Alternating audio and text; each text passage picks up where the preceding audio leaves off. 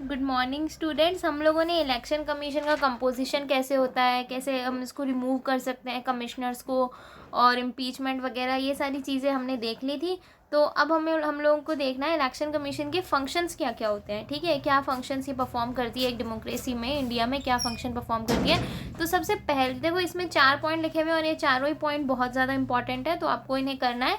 आप लोग इसे अपनी लैंग्वेज में शॉर्ट कर सकते हो। मैंने जो इंपॉर्टेंट एलिमेंट्स हैं उसको हाईलाइट कर दिया है, और जितना भी हाईलाइटेड पोर्शन है बुक का वो सारा इंपॉर्टेंट है, पर आपको रीड तो पूरा चैप्टर करना है। ठीक है, तो देखो इलेक्शन कमीशन क्या वर्क करती है। तो सबसे पहला काम होता है कि जो वोटर लिस्ट है, यानी जो लोग वोट देने वाले हैं उनकी लिस्ट को अप टू डेट रखना होता है। अप टू डेट रखने का मतलब कि कोई नया मेंबर है जो 18 ईयर से अबव एज का हो रहा है, या फिर कोई मेंबर है जिसकी डेथ हो गई है, उसको रिमूव करना।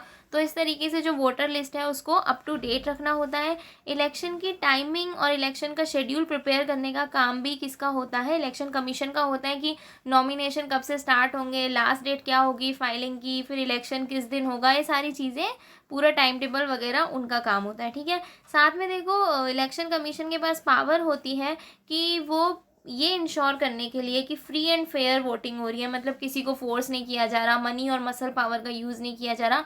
ये इंश्योर करने के लिए उसके पास पावर है कि कहीं पे पोस्टपोन भी कर सकते हैं इलेक्शन और कैंसिल भी कर सकते हैं। और फिर वो क्या हवाला देते हैं, मतलब क्या रीज़न बताते हैं कि अभी एटमॉस्फेयर ऐसा नहीं है कि यहाँ पर free and fair elections conduct करवाए जा सके। ठीक है, साथ ही में वो अपनी पार्टीज़ के लिए, पार्टीज़ के कैंडिडेट्स के लिए मॉडल कोड ऑफ कंडक्ट भी जारी करते हैं, जिसे हम हिंदी में आचार संहिता कहते हैं। इसमें बताया जाता है कि अब आपको किस तरीके से बिहेव करना है, आपको पॉलिटिकल बिहेवियर कैसा होगा कैसा नहीं।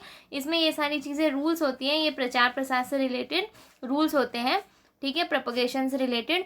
और किसी स्पेसिफिक कॉन्स्टिट्यूंसी में अगर उन्हें लगता है कि वोटिंग की वोट्स जो हुए हैं उसकी काउंटिंग गलत हुई है, या पोलिंग गलत हुआ है, सही तरीके से नहीं हुआ है, या फ्री एंड फेयर नहीं हुआ है, तो दोबारा इलेक्शन भी करवाए जा सकते हैं। ठीक है, इलेक्शन कमीशन क्या पॉलिटिकल पार्टीज़ को रिकॉग्निशन भी देते हैं, उन्हें सिंबल भी देते हैं। तो ये सारा काम इलेक्शन कमीशन का होता है। लेकिन इनकी जो खुद का स्टाफ है वो बहुत कम है, हमने देखा था सिर्फ 3 मेंबर देखे थे।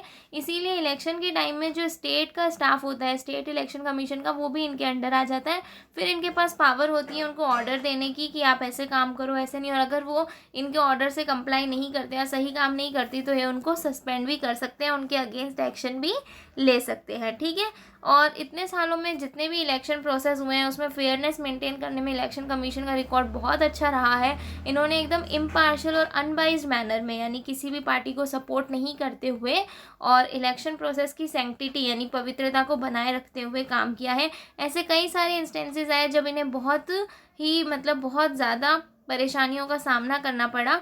जैसे ऐसी कुछ सिचुएशन आपकी बुक में दी गई हैं कि EC has faced many difficult situations such as holding elections in militancy affected areas। देखो militancy affected areas ऐसे होते हैं जहाँ पर नक्सलवाद, आतंकवाद बहुत ज़्यादा होता है, वहाँ पे वायलेंस बहुत ज़्यादा होती है। जो भी एंटी गवर्नमेंट लोग होते हैं ना, वो चाहते ही नहीं है कि वहाँ पे इलेक्शन वगैरह हो, वहाँ पे किसी तरीके का डेवलपमेंट हो, वो एकदम अगेंस्ट होते हैं हर चीज़ के। असम, पंजाब, जम्मू कश्मीर में देखने को मिल जाती है। फिर वहाँ पे वोटिंग के टाइम पे काफ़ी सारी हिंसा देखने को मिलती है। तो उससे डील करते हुए किस तरीके से फ्री एंड फेयर इलेक्शन कराए जाए, तो इलेक्शन कमीशन की ये कंसर्न रहती है। 2002 में इलेक्शन कमीशन ने एक क्रिटिकल सिचुएशन को फेस किया था जब गुजरात असेंबली को डिसॉल्व कर दिया गया और हैंड टू हैंड वहाँ पे इमीडिएटली नए इलेक्शंस करवाने थे। ठीक है, बट उन्होंने कहा उस टाइम पे इतनी वायलेंस, दंगे फसाद हो रहे थे कि पॉसिबल ही नहीं था इलेक्शन करवाना। फिर इलेक्शन कमीशन ने डिसाइड किया कि इलेक्शंस को पोस्टपोन किया जाएगा। ठीक है, और बाद में सुप्रीम कोर्ट ने भी इलेक्शन कमीशन के इस डिसीजन को सपोर्ट किया। ठीक है, तो यहाँ पर रोल हमने देखा इलेक्शन कमीशन का, किस तरीके से इनका कंपोजिशन होता है, 3 मेंबर की होती है। 324 आर्टिकल के बारे में देखा और उनके फंक्शंस देखे, और इन्होंने किस तरीके से इतने सालों में अनबाइज्ड तरीके से काम किया, ये सारा हमने देख लिया। उसके बाद हमारा एक टॉपिक है इलेक्टोरल रिफॉर्म्स का। तो इलेक्टोरल रिफॉर्म्स बेसिकली ये होते हैं कि कोई भी सिस्टम हो ना इलेक्शन का, वो कभी भी आइडियल नहीं होता। आइडियल मतलब ऐसा नहीं होता कि इसमें किसी प्रकार के कोई भी लूप होल्स नहीं है, हर सिस्टम में कुछ ना कुछ कमियां होती हैं। तो हमारे जो इंडिया का सिस्टम है, इलेक्शन सिस्टम, उसमें भी कुछ कमियां हैं और उसमें भी कुछ रिफॉर्म यानी सुधार की ज़रूरत है।